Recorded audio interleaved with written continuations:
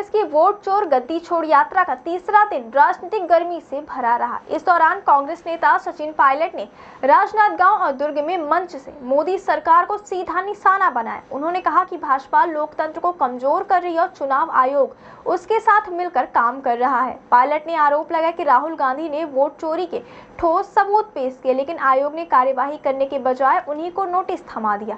यही नहीं, उन्होंने यह भी कहा कि प्रदेश के डिप्टी सीएम विजय शर्मा पर भी आरोप लगे थे, लेकिन उनके खिलाफ कोई कदम नहीं उठाया गया।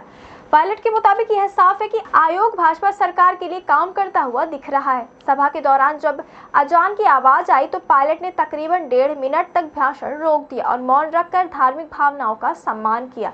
इसके बाद उन्होंने कहा कि वोट चोरी करने वालों को देश की जनता कभी माफ नहीं करेगी। आज पूरा देश वोट चोरी के खिलाफ आवाज बुलंद कर रहा है। इसी सभा में मंच से पूर्व मुख्यमंत्री भूपेश बघेल ने भी भाजपा और निर्वाचन आयोग पर तीखा हमला बोला। बघेल ने कहा कि आयोग अब देश का नहीं बल्कि भाजपा का बन गया है। विधानसभा चुनाव में बड़े पैमाने पर वोटों की चोरी हुई। किसी का नाम मतदाता सूची से गायब था तो किसी का नाम 3-3 बार दर्ज किया गया। यहाँ तक कि एक ही घर से सैकड़ों नाम सामने आए। बघेल ने कहा कि जब जनता सवाल पूछती है तो चुनाव आयोग चुप रहता है और जवाब भाजपा देती है।